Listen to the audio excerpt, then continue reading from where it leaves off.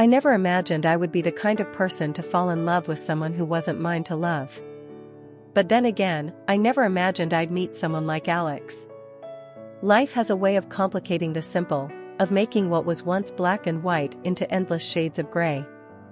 I always believed that love was straightforward, that you could choose whom to love and whom to ignore, but I learned the hard way that the heart doesn't follow rules, and sometimes it leads you down paths you never intended to walk.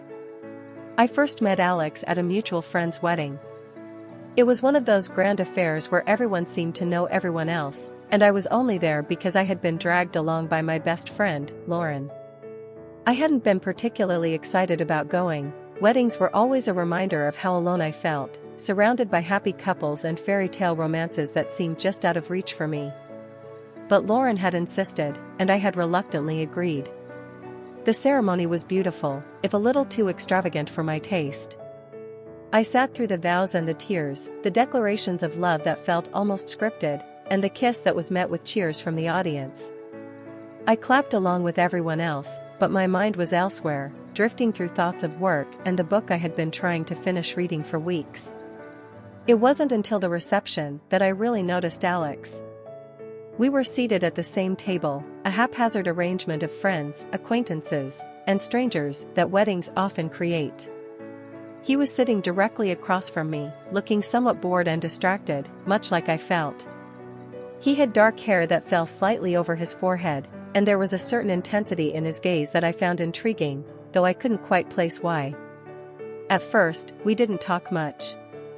He was polite, nodding along to the small talk that circulated around the table, but he seemed as uninterested in it as I was. It wasn't until the dinner plates had been cleared and the drinks began to flow that we finally struck up a conversation. "So, how do you know the bride and groom?" he asked, his voice deep and smooth, cutting through the noise of the party. "Lauren dragged me here," I admitted with a small smile. "She's friends with the bride." "I don't actually know either of them very well." He chuckled, a sound that was warm and genuine. "Same here. I'm friends with the groom." "Well, more like acquaintances, really." I almost didn't come, but my girlfriend insisted. The mention of a girlfriend made my heart sink a little, though I wasn't sure why. It wasn't like I was interested in him, we had just met, after all. But there was something about him that drew me in, something that made me wish he were unattached. "Oh, so you've got someone forcing you to endure this too?" I teased, trying to keep the conversation light. "Yeah, something like that," he replied with a smile that didn't quite reach his eyes. "She couldn't make it tonight, though. Work trip." "Ah, lucky her," I said, raising my glass in a mock toast. "Escaping all this." He laughed again, this time more genuinely. "Right? I guess we're the unlucky ones." As the evening wore on, we talked more and more, finding common ground in our shared sense of discomfort at the overly romanticized atmosphere of the wedding. We bonded over our mutual love of classic literature, our disdain for reality TV, and our shared experience of navigating the complexities of adulthood. It was easy to talk to him, and before I knew it, hours had passed and the dance floor was packed with guests enjoying the music. "Do you dance?" he asked suddenly, his eyes sparkling with mischief. I shook my head, laughing. "Not well, and not sober." "Come on, I'm sure you're better than you think," he insisted, standing up and offering me his hand. I hesitated, glancing at the crowded dance floor. "I don't know. Just one dance," he coaxed, his smile infectious. "What's the worst that could happen?" I couldn't help but smile back. "Fine, but don't say I didn't warn you." I took his hand, and he led me onto the dance floor. The music was lively, and the energy of the crowd was contagious. We started off awkwardly, both of us trying to find the rhythm, but before long, we were laughing and spinning each other around, not caring if we looked ridiculous. It was fun, pure and simple, and for a little while, I forgot about everything else, the loneliness, the stress of work, the nagging feeling that I was falling behind in life. In that moment, all that mattered was the music and the man in front of me who made me laugh in a way I hadn't in a long time. As the song ended, we both stood there, catching our breath, our faces flushed from the exertion and the excitement. He was still holding my hand, and I realized with a start that I didn't want him to let go. "See? That wasn't so bad," he said, his voice slightly breathless. "No, it wasn't," I admitted, feeling a strange mix of emotions swirling inside me. For a moment, we just stood there, caught in a moment that felt oddly intimate despite the noise and the crowd around us. I felt a flutter in my chest, a sensation I hadn't felt in a long time, excitement, possibility, and something else that I wasn't ready to name. But then reality came crashing back in. He had a girlfriend, and I was just a stranger he had met at a wedding. Whatever connection we had, it couldn't go any further. I knew that, and yet, I couldn't shake the feeling that I didn't want this night to end. "I should probably get going," he said suddenly, breaking the spell. "It's getting late." "Yeah, me too," I agreed, though I didn't really want to leave.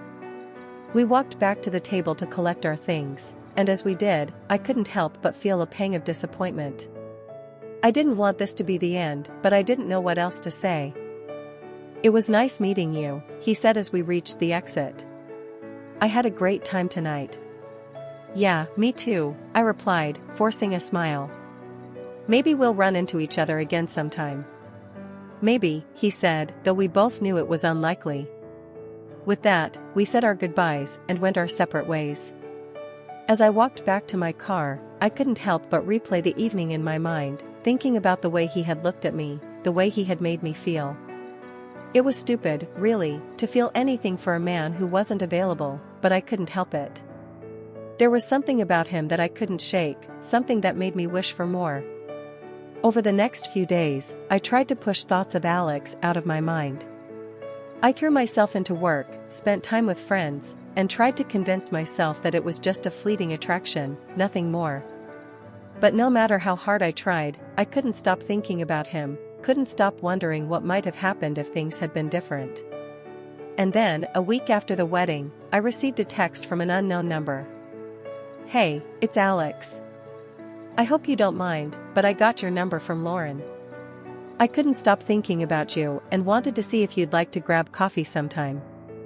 My heart skipped a beat as I read the message. I should have said no, should have reminded myself that he was taken, that nothing good could come from this. But instead, I found myself typing out a reply. "Sure, I'd love to." We met for coffee the following Saturday at a small cafe downtown. I was nervous, my heart pounding in my chest as I walked in and saw him sitting at a table by the window, a smile spreading across his face as he spotted me. He stood up to greet me, and for a moment, I was overwhelmed by the familiarity of it all, like we had done this 100 times before. "Hey," he said, his voice warm and welcoming. "Thanks for meeting me." "Of course," I replied, trying to keep my voice steady. "It's good to see you again." We sat down, and the conversation flowed as easily as it had at the wedding. We talked about work, about life, about everything and nothing at all. It was comfortable, easy, and before I knew it, hours had passed, and we were still sitting there, sipping our drinks and laughing like old friends. But there was a tension beneath the surface, an unspoken understanding that there was more between us than just friendship. I could see it in the way he looked at me, in the way his hand brushed against mine when he reached for his coffee. And I knew he felt it too, even if neither of us was ready to admit it. As we finished our drinks and prepared to leave, he hesitated, his eyes searching mine. "Do you want to take a walk?" he asked, his voice laced with something I couldn't quite place. "Sure," I said, my heart racing as I stood up to follow him. We walked out of the cafe and down the street, the late afternoon sun casting long shadows on the pavement. Neither of us said much at first, both of us lost in our own thoughts, but the silence between us was comfortable, not awkward. Finally, he spoke, his voice soft and hesitant. "I'm not sure what I'm doing," he admitted, his eyes focused on the ground in front of him.